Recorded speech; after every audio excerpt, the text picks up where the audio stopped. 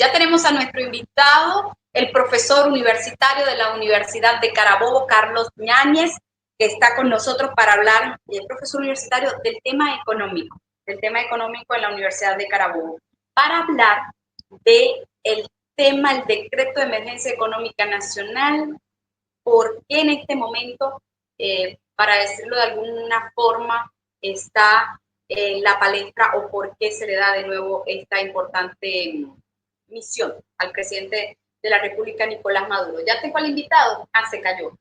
Bueno, se cayó. Por cierto, vamos a hablar con el invitado acerca de algo que ayer le tenía pautado, pero entre tantas noticias no lo pudimos desglosar.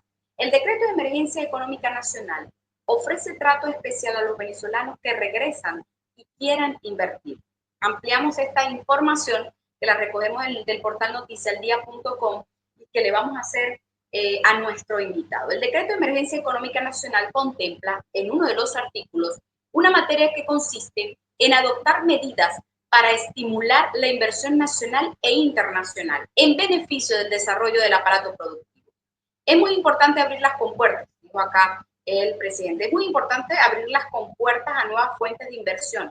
Aquellos venezolanos o inversionistas internacionales que quieran traer sus recursos a Venezuela serán tratados de manera especial para que vengan a traerlos y circulen en el aparato productivo, en la economía nacional y sirvan como fuente poderosa de estabilidad e inversión para el crecimiento de los próximos meses y años. Así lo indicó el presidente de la República. También expresó Nicolás Maduro la necesidad de ejecutar esta materia con la mayor amplitud y protección para los migrantes venezolanos que regresen al país. Muchos obviamente han trabajado, obviamente traen algunos recursos económicos. Y bueno, el presidente de la República piensa entonces que tener un ahorro y traerlos a Venezuela para invertir es importante. Ya tenemos al profesor, el economista Carlos Ñáñez. Gracias, profesor, por aceptar la invitación a conversar con nosotros. Es un gusto tenerlo en Apunto nuevamente. Vamos a hablar del decreto de emergencia económica que le dan la potestad a Nicolás Maduro de hacer muchas cosas. Vamos a explicarle a nuestra audiencia de qué se trata, profesor Carlos Ñáñez. Ya apagó la cámara, vamos a activarla nuevamente. Ahí estamos. ¿De qué se trata todo esto, profesor? Bien, Yasmín, muy gentil por la invitación y un saludo a toda la audiencia del Estado Zulia. Yo envié a producción unas láminas, me gustaría que si es posible las compartiéramos a los fines y medios de poder explicar de mejor manera todo lo que embrida esta ley de emergencia económica. Perfecto. El decreto de emergencia económica para enfrentar la guerra comercial contra Estados Unidos de Norteamérica. El decreto de emergencia económica afecta a 10 áreas de la economía y suspende la garantía constitucional de la reserva legal en áreas financieras y monetarias. La reserva legal constitucional en Venezuela es un principio que establece que ciertas materias económicas deben ser aprobadas por el Poder Legislativo de manera unilateral. Los fundamentos de la Reserva Legal Constitucional reposan sobre la protección del ejercicio de los derechos fundamentales del individuo, limita la actividad reglamentaria de la administración pública y otras entidades y garantiza que los aspectos esenciales sean regulados por el legislador. En la próxima lámina vamos a explicar qué es esto de la Reserva Legal Constitucional. Pasamos. El régimen son ejemplos de reserva constitucional legal, el régimen y organización de las Fuerzas Armadas Nacionales, y en el plano contable la reserva legal es un tipo de ahorro que las personas jurídicas, tanto públicas como privadas, guardan para aumentar su estructura patrimonial. En la República la reserva es del 5% de las utilidades obtenidas hasta alcanzar el 10% del capital. Entrando entonces en el análisis del marco de articulados, pasamos a la siguiente lámina, en donde tenemos la vigencia de este estado de emergencia. Tendrá vigencia por 60 días, es decir, por 2 meses, en los cuales se extienden amplios poderes al jefe de Estado para enfrentar una guerra comercial inédita y que viola las normas internacionales. El decreto prevé medidas de gran magnitud en la economía nacional y estructural a los fines de resguardar los derechos económicos, sociales, culturales y educativos del pueblo. En cuanto a la estructura articular de este decreto de emergencia económica que le otorga amplios poderes al jefe del Estado, vamos a analizar la próxima lámina.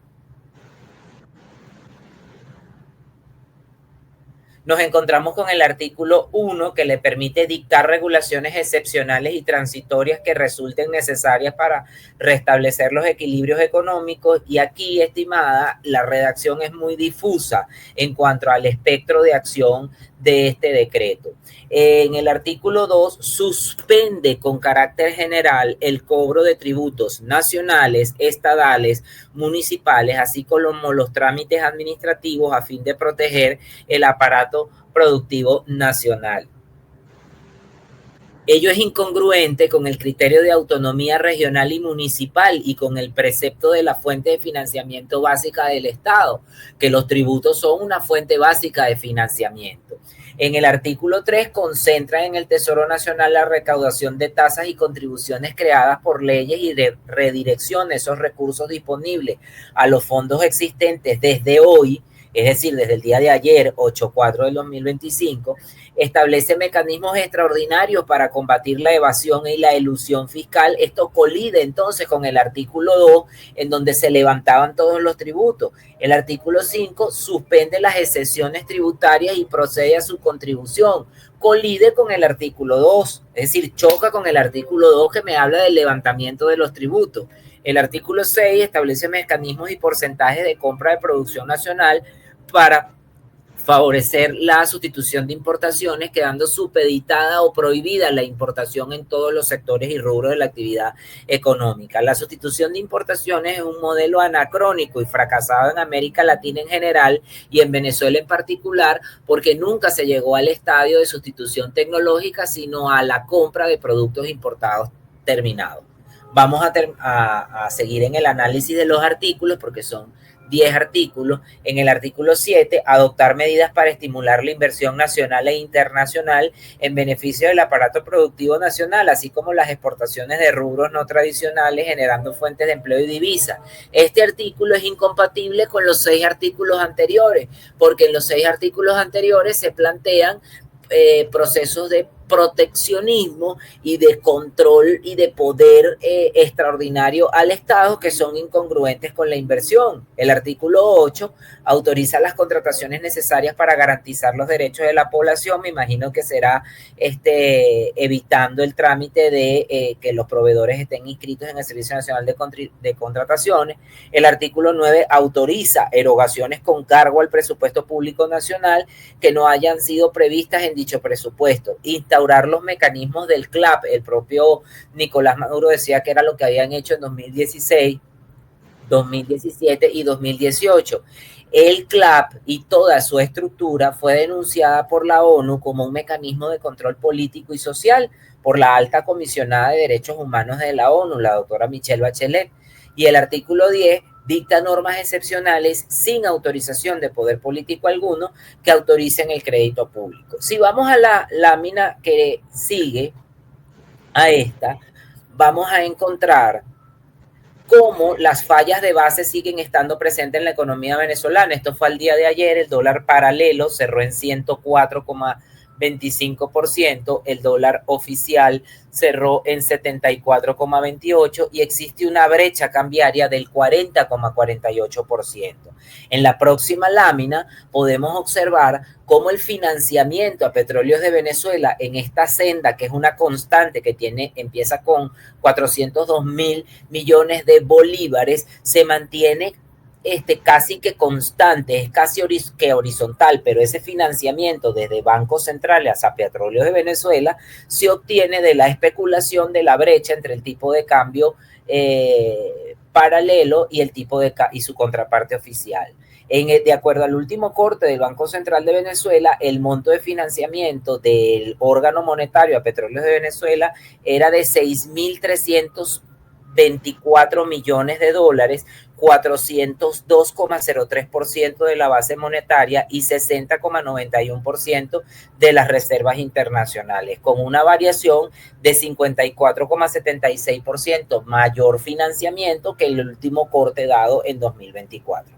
Estas siguen siendo las fallas de origen que están presentes en la economía venezolana. Ya podemos dejar de compartir las láminas. El decreto de emergencia económica para atender esta situación comercial que no solo se da en Venezuela, que la ha generado también la administración de Washington y la administración de Donald Trump para todos los países del planeta y que constituye una verdadera guerra comercial sin precedentes, sin parangón y desquiciada que pretende colocar al mundo al borde de una situación de recesión económica como resultado de una política mal aplicada desde el punto de vista internacional de los Estados Unidos, encabezadas o representadas por una personalidad de corte border como la del presidente Donald Trump. Es más, la misma presencia de Elon Musk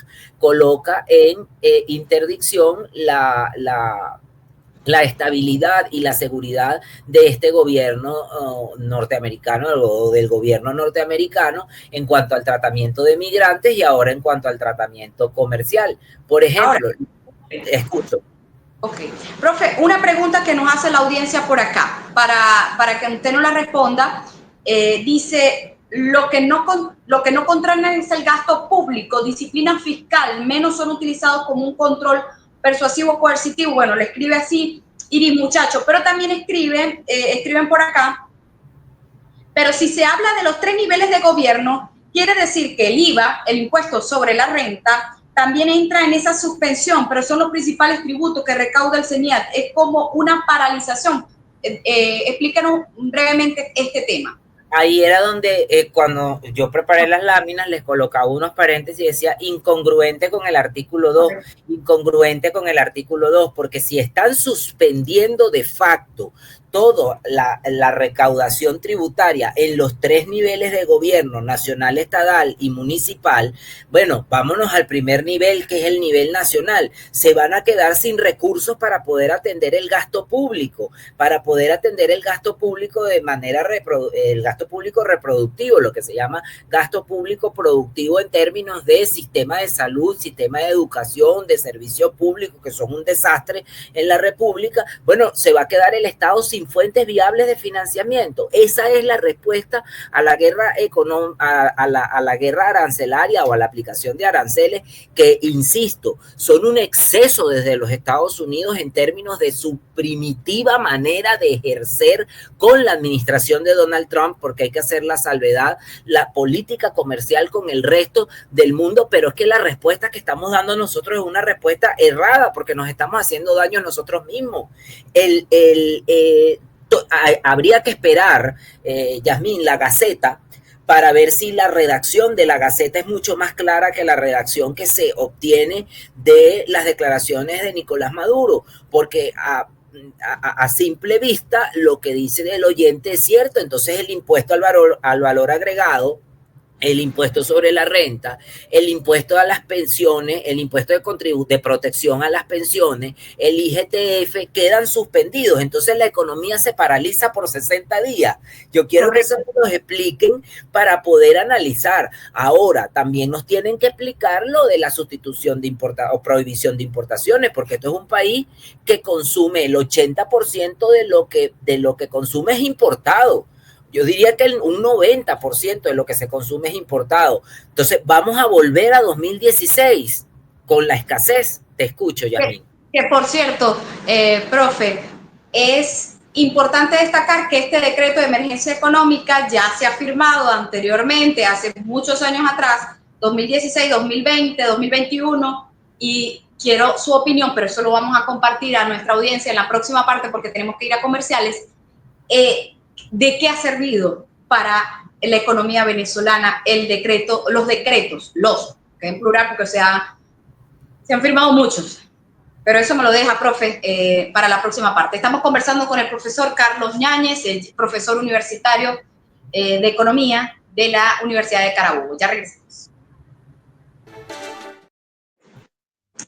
Bueno, seguimos acá en su programa Punto, la ventana plural para la discusión de las ideas. Estamos conversando con el economista y profesor universitario de la Universidad de Carabobo, Carlos Ñáñez. Profesor, por acá también nos está escribiendo y agradezco la sintonía del economista Jesús Cacique y él le envía un fuerte abrazo, un cordial abrazo y dice, los desequilibrios económicos no se resuelven. En el año 2016 él denunció, el economista Jesús Cacique, 27 prórrogas inconstitucionales, violación al artículo 338 de la Constitución. Es lo que escribe así el economista Jesús Cacique. Le decía, desde hace mucho tiempo el gobierno nacional ha firmado el decreto de emergencia y ¿de qué ha servido, profesor Carlos? Bueno, primero pedirte disculpas, Evelyn, porque te he dicho Yasmín varias veces, pero los profesores universitarios nos jubilan justamente por eso, se nos llena el CPU. En segundo lugar, retribuirle el fraterno abrazo al colega y amigo Jesús Cacique, con quien he compartido esta preocupación desde el año 2016. Son 27 prórrogas, como bien las cuenta el economista y colega y profesor universitario también, Jesús Cacique, de este decreto de emergencia económica. Estamos viviendo un déjà vu. O sea, de nuevo la guerra económica. No pongo en duda la existencia en este momento de una situación comercial que es totalmente inaceptable por parte de la administración de Donald Trump, que no de los Estados Unidos, de Donald Trump, que, bueno, como toda sociedad puede extraviarse, y la sociedad norteamericana que nos está demostrando, o estadounidense, que nos está demostrando que para equivocarse y terminar eligiendo a un líder populista no hay que ser una república bananera,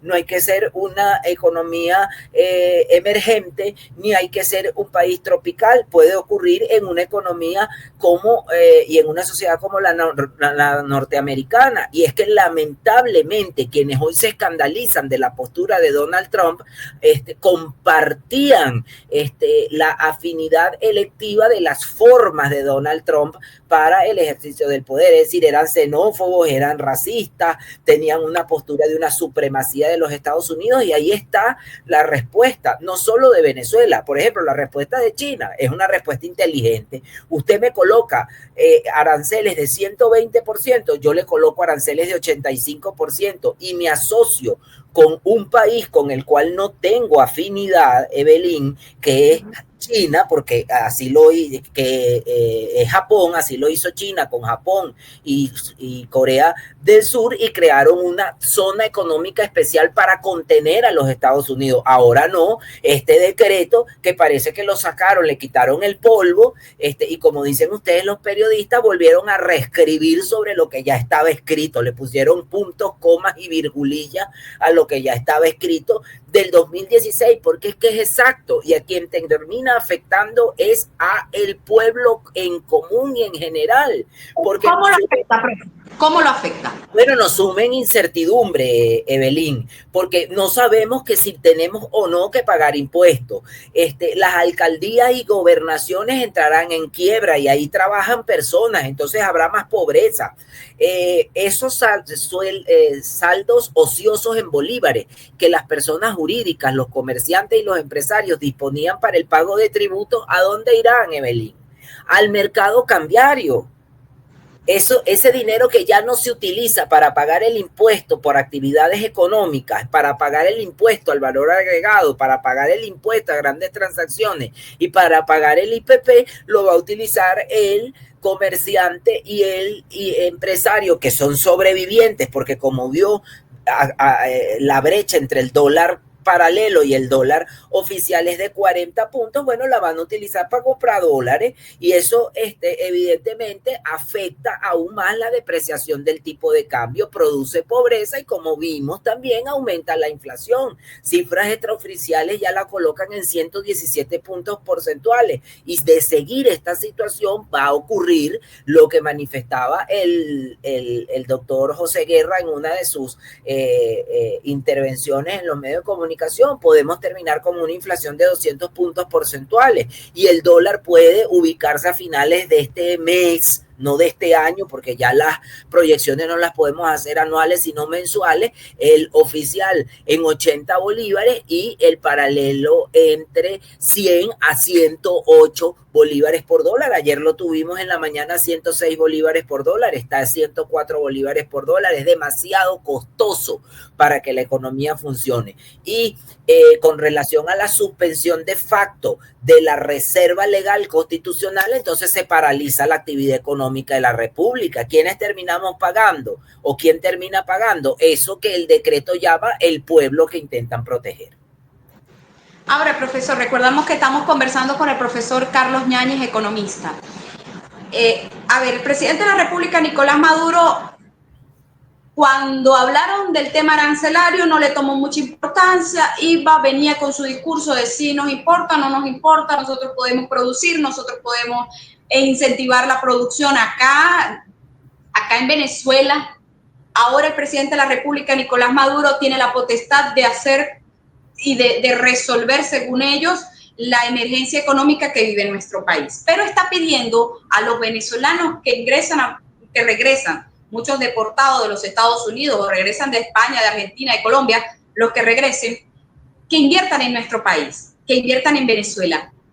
¿Cómo lo va a entender el venezolano? ¿Realmente hay confianza? El gobierno nacional dice garantizarle confianza a los inversionistas que vengan a nuestro país. ¿Cómo lo ve usted? Evelyn, comparto la salutación que me hacía Jesús Cacique con relación a que los equilibrios económicos no se logran a punta de decreto, se logran con confianza y con credibilidad. Y en Venezuela no hay confianza y credibilidad. Ningún venezolano de quienes han regresado al país deportados, que son capas muy poco favorecidas, que muchos de ellos fueron, y hay que decir las cosas, a malponer a la migración decente venezolana, porque eso no es normal que una gente venga en un avión deportado cantando, y fueron a malponer a la diáspora venezolana, que son 8 millones de venezolanos. ¿Qué venezolano va a venir a invertir aquí? ¿O qué extranjero va a venir a invertir aquí en un país donde el decreto establece que el presidente tiene amplias facultades para hacer lo que le parezca en materia económica? Eso es incompatible con la inversión, hija. O sea, la inversión es el componente de la demanda agregada que es más elástico, pues más sensible a los desequilibrios políticos y sociales. El propio gobierno está agravando una situación externa que es la situación arancelaria. Repito, absolutamente reprochable de los Estados Unidos, pero que no se puede contestar con un decreto que produzca rabia. La ira no se responde con ira, la ira se responde con racionalidad, y el decreto hubiese sido extraordinario si planteara, bueno, perfecto, no nos compre petróleo, nosotros no se lo vamos a vender o se lo vamos a vender más caro, correcto, nosotros no vamos a seguir enviando importación no tradicional a los Estados Unidos. Nosotros denunciamos esta actuación unilateral de los Estados Unidos y convocamos a la ONU y a la OEA a establecer un diálogo de conciliación de medios alternos de resolución de conflictos, no irnos de una vez a un decreto de guerra económica en donde vamos a perder nosotros. En el decreto ya salimos perdiendo nosotros porque el decreto está mal redactado, pues el decreto dice que levantan los impuestos y después hablan de que hay que cobrar impuestos.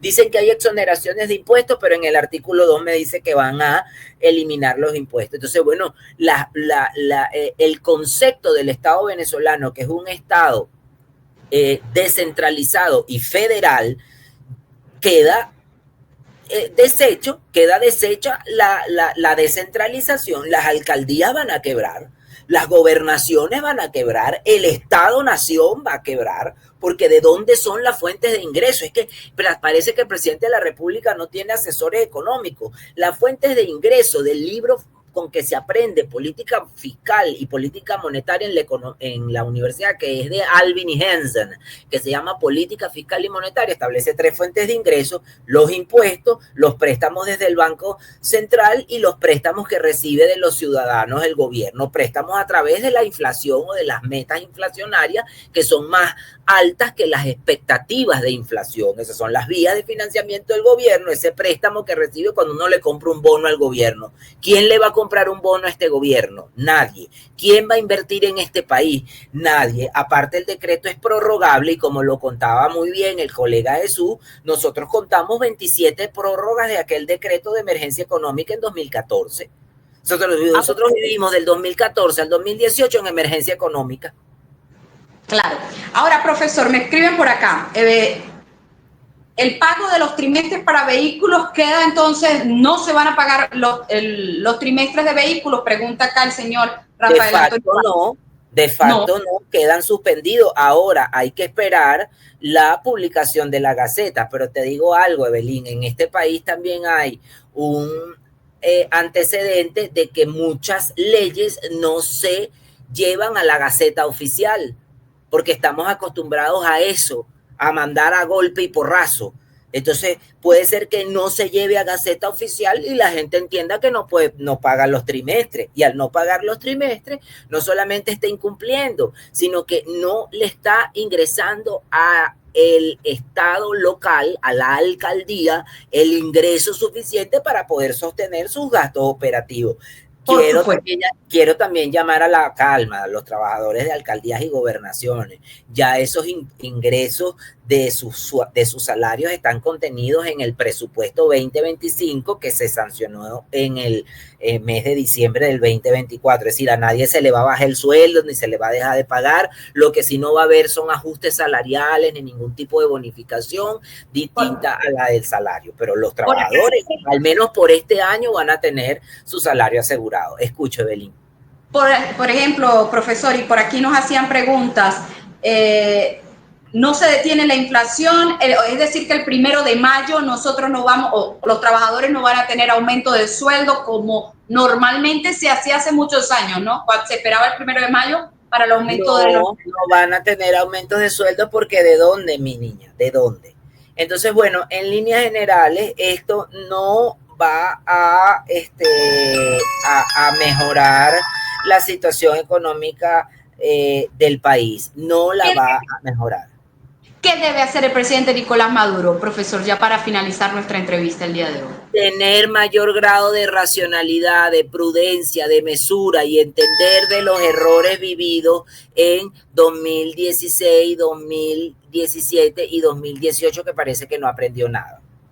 Ok, sí no aprendió, pero ¿cómo hacerle entender que debe cambiar lo que no funcionó a algo que funcione, o que debe hacer, ya teniendo raciocinio, ya teniendo un poquito más de coherencia, escuchando a los economistas que saben en materia de finanzas y saben de materia económica?